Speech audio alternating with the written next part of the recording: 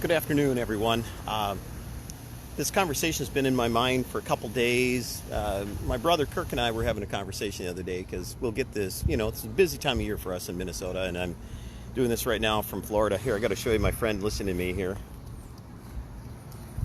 I don't know why he's hanging, but I don't have any food with me yet. But so my brother and I were talking, and I've been getting a lot of calls from a number of people lately on pricing, and it came about with my brother and I. We were talking about people calling up, do you have anything on sale? Do you have any specials going right now? And we don't have a lot of specials, and especially in your busy season. If you take an example, like right now it's busy season, there's no sense to give work away, and you really can't afford it because you've probably come through the slow season right now. I know you're anxious to get the sales back up, get yourself caught up, but busy time of the year is not the time to be giving away work.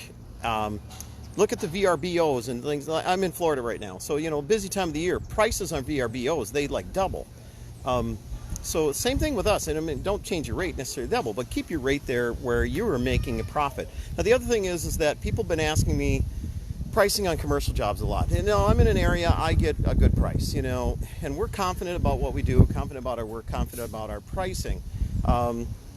So if you want to know what it is, you can give me a shout out too. But we get a good rate, but we make sure you get a pretty full value for it. Now, pricing on commercial was also coming up. So you got to start knowing what's your cost of doing business.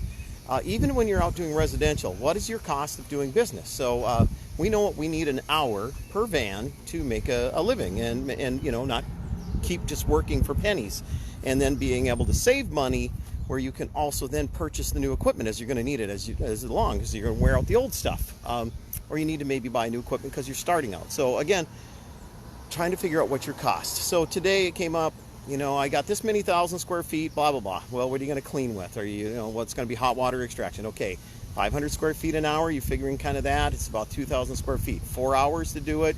Set up, tear down, meeting with the clients. You need to add an hour. You also need to think about, what if you run into a situation on the job that slows you down? So you got to kind of pad it too. Now, for us, we're lucky. We get just about full price for when we're doing commercial too. Some crazy circumstances we clean in too. So also your area. Don't necessarily go by what the pricing is in your area. Go by the pricing, what you need. You set the pricing. So-and-so will do it for $99. Sorry, I'm not showing up to your door for $99. That's just us. And we are also not an upsell company. So that's the other thing. We're different maybe than some of you, going on per room, or you need to add on services. We don't. Our add-on services, if you run into some urine situations, we'll charge you for some product and a little time. Basically, spot removal is included.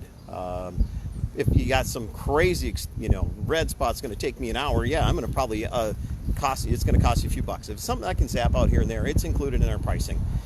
So, and distance, Brian just kicked in. And distance, traveling to and from. You need to keep in mind, you're going to maybe yourself as an owner-operator, your time, you can do it. Okay, but your time is still valuable. So don't send out a group of texts and not take into account that's going to cost you money. So I'm just touching on this base today because it's been kind of a hot topic. I think I'm seeing a little bit. But price your stuff. Figure out what you need for square foot. Take a look at your expenses, and figure out what it's costing you per hour as well too. And base some of your pricing. You might have to raise your prices. It might be scary. You might find out. And don't forget, you got insurances. You've got maintenance fees, costs, your chemistry. There's the number of things. Or I want to get myself a new wand, or I want to add to my line so I can do more work. So I just wanted to touch on this. If you're doing that, figure what it's costing you an hour. That is really a great thing to do. I think even John Don and Jeff Cross had a formula out there. You can figure that out. And and exactly, Thomas Bowe just said, and all they can do is say no. I'm really surprised. We're our worst enemy at pricing. We think we're too high sometimes. I had one person ask me today, do you think 125 an hour is too high? Well, I don't know. It might not be for you, but in an industry standard, I would say you definitely are worth 125 or more per hour. We get some crazy prices sometimes, people. There's sometimes when we're doing commercial, honestly, $200 to $250 an hour, pretty common, but we're also making sometimes $500 an hour with our zipper wands. We're in the right conditions. You can't always do that. Again, some money's coming easy, some money's not as easy. You got to kind of make sure you're balancing out, take a look at your book. So there, I'm just going off on a crazy moment here, but it's just been striking with me since my brother and I have talked. I really felt I needed to make this message. Take a look at your costs. Make sure you're making a profit. Profit is not a dirty word, people.